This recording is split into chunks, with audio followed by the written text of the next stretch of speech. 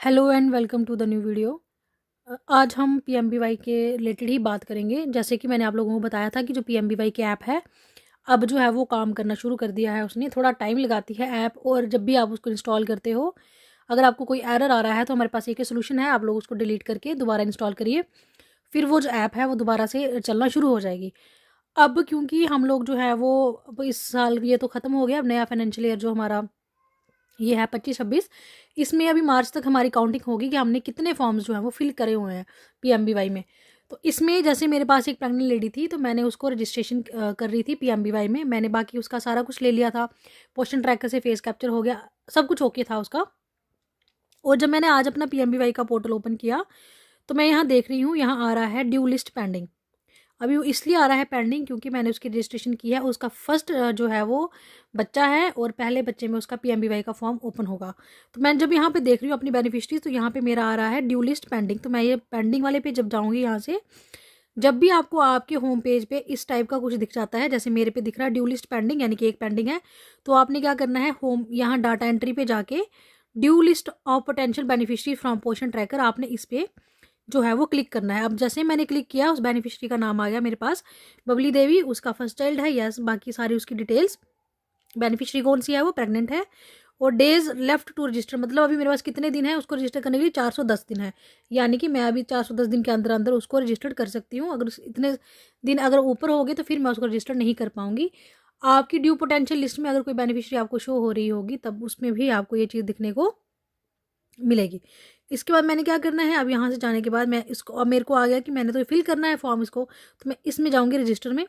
जैसे मैं रजिस्टर पे गई हूँ उसकी मेरे पास ऑलमोस्ट सारी ही डिटेल जो है वो आ गई। सारी डिटेल आने के बाद, जैसे जितनी डिटेल हमने पोर्शन ट्रैकर पे भरी होती है पीएमबीवाई में, आप जब ड्यू पोटेंशियल वाले ऑप्शन पे जाके रजिस्टर करने की कोशिश करते हो वहाँ पे उतनी डिटेल ऑलरेडी आपको दिख जाती है जो आपने पोर्शन ट्रैकर पे फिल की होगी। अब देखिए मैंने जब इसका आधार अपडेट किया, यहाँ पे आ गया आधार इज ऑथेंटिकेटेड, यानी कि इसका आधार बिल्कुल ठीक है, आधार मैप्ड है और इसकी सारी जो चीज़ें हैं वो ओके हैं। मैंने इसको पूछा था बेनिफिशरी को, तो इसने बताया था कि मेरी सारी ही चीज़ें ओके हैं, मेरा एनपीसीआई भी मैप है। अब यहाँ पे देखिए जैसे ये चीज़ होगी उसके बाद मैंने, क्योंकि इसका मैंने पोर्शन ट्रैकर से फेशियल रिकग्नाइजेशन किया है, यानी कि एफआरएस किया हुआ है इसका, जब मैं इस पर क्लिक कर रही हूँ अब देखिए ऊपर क्या आ रहा है, facial authentication through PMBY soft mobile app is mandatory and beneficiary will be kept under pre-register category till then। यहाँ पे देखिए कितनी इंपॉर्टेंट चीज़ है, आप लोगों को मैंने यही बतानी थी कि जो फेस ऑथेंटिकेशन है पीएमबीवाई में अब वो कहाँ से होगा, मोबाइल ऐप से होगा, और वो क्या है, मैंडेटरी है। पहले अगर नहीं भी किसी का हो रहा था तो वो फॉर्म सबमिट हुआ जा रहा था, लेकिन अब आ रहा है कि face authentication through PMBY soft mobile app is mandatory and beneficiary will be kept under pre registered category till then. यानी कि मैंडेटरी यानी कि ज़रूरी तो है, आपने फेस कैप्चर तो करना ही है, साथ में अगर आपने जब तक फेस कैप्चर नहीं करोगे वो प्री रजिस्टर में रहेगी। अब हमारे पास प्री रजिस्टर वाले 3 कैटेगरीज आ गई, कौन सी, एक एफआरएस वाली, अगर एफआरएस नहीं हुआ होगा तब भी वो प्री रजिस्टर में आएगी, एनपीसीआई मैपिंग नहीं हुई होगी तब भी वो प्री रजिस्टर में आएगी, आधार उसका लिंक नहीं होगा तब भी वो प्री रजिस्टर में आएगी। और उसने लिखा है, क्या लिखा आगे, beneficiary face authentication can done only after 24 hours only. यानी कि अगर आपने जैसे ऐप से ओपन किया है, ऐप से उसका फॉर्म फिल किया है, तो वहाँ पे ऑन द स्पॉट हो जाएगी। और अगर आपने क्रोम से जो है वो फिल कर रहे हो फॉर्म, तो 24 घंटे के बाद उसको आपने एफआरएस करना ही करना है। यानी कि अब मैं उसका फॉर्म, अगर मैंने यहाँ से उसका फॉर्म फिल किया तो मुझे कल उसका जो है वो एफआरएस करना पड़ेगा। हो सकता है कोई टाइम लिमिट जो होगी इसकी रहेगी, बाकी तो फॉर्म आगे खुल जाएगा, लेकिन वो बार बार यही कह रहा है कि मैंडेटरी हो गया है पीएमबीवाई ऐप से आपने फेस कैप्चर करना है। सो आप लोगों से यही रिक्वेस्ट है या यही इल्तिजा है मेरी कि कोशिश करिए ऐप से ही फॉर्म फिल करिए, और मैं ये फॉर्म आपको ऐप से ही फिल करके बताऊंगी। जब भी मेरे पास टाइम होगा मैं इस फिल फॉर्म को ऐप से ही आपको फिल करके बताऊंगी कि उसका एफआरएस वगैरह करके। तो ये चीज़ें बड़ी ज़रूरी थी, ये मैं भी अभी यही कर रही थी। मैंने सोचा क्योंकि ऐप पहले चल नहीं रही थी, अगर मैं फॉर्म फिल करती हूँ अगर मेरा हो जाता है तो मैं यहाँ से उसको रजिस्टर कर देती हूँ। लेकिन जैसे मैंने इस ऑप्शन पे देखा तो यहाँ पे आया कि भाई अब फिर एफआरएस मैंडेटरी हो गया। जैसे कि हम पोर्शन ट्रैकर पे भी अभी क्या कर रहे हैं, टीएचआर दे रहे हैं, स्पेशली जम्मू एंड कश्मीर में जो टीएचआर का प्रोसेस है वही चल रहा है। तो हम टीएचआर जो पोर्शन ट्रैकर पे दे रहे हैं उसमें भी अब एफआरएस को मैंडेटरी कर दिया, यानी कि हर महीने आपको फेस कैप्चर करना पड़ेगा। वैसे ही बेनिफिशरी को भी आपने एफआरएस के बिना उसको रजिस्टर नहीं कर सकते। ऐप में जो भी प्रॉब्लम थी, जो भी दिक्कत थी, वो अब ठीक हो गया। इसके अलावा मैंने आपको इसमें एक चीज़ और बताई, अब प्री रजिस्टर में हमारे पास 3 टाइप का जो है वो काम बचा है। जैसे अगर आपका फेस कैप्चर नहीं है बेनिफिशियरी का तब भी वो प्री रजिस्टर में आएगी, NPCI मैपिंग नहीं है तब भी वो प्री रजिस्टर में आएगी, आधार सीडेड नहीं है और तब भी वो प्री रजिस्टर में आएगी।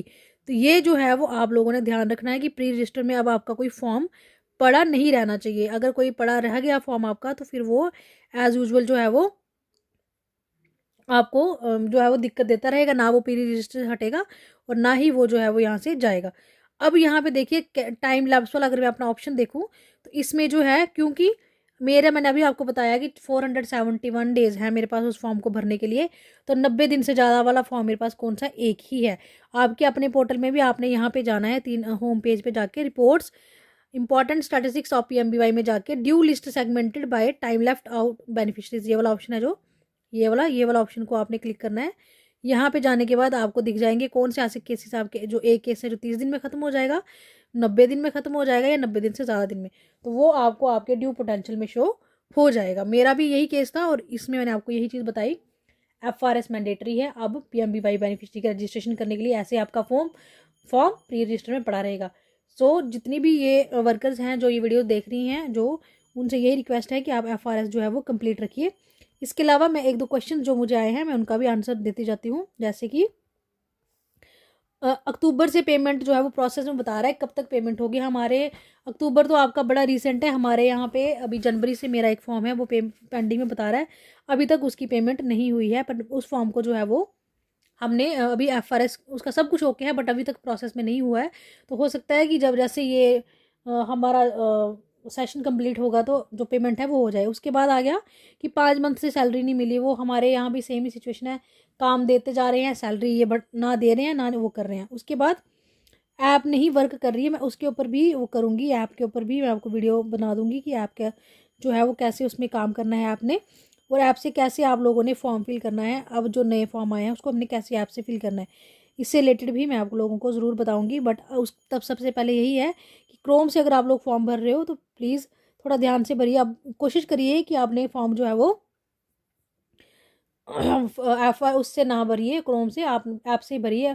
अगर क्रोम से भरते हो तो 24 घंटे के अंदर यानी एक दिन के अंदर उस बेनिफिशरी का आपने FRS करना ज़रूरी है और वो आपका ऐप से ही होगा। जैसे किसी वर्कर ने मुझे पूछा है कि ma'am PMBY site supervisor level का जब खोल रहे हैं तो उसमें NPCI वाला ऑप्शन में ट्राई अगेन क्यों आ रहा है, सुपरवाइज़र लेवल से NPCI नहीं दिख रहा, किस सेंटर का NPCI करवाना है किसका नहीं करवाना है। हाँ, ये कभी कभी प्रॉब्लम तब होती है जैसे कि हमारी जो PMBY की साइट है ये रात को 8:30 बजे जो है वो क्लोज़ हो जाती है और सुबह 9 बजे तक ये क्लोज़ रहती है।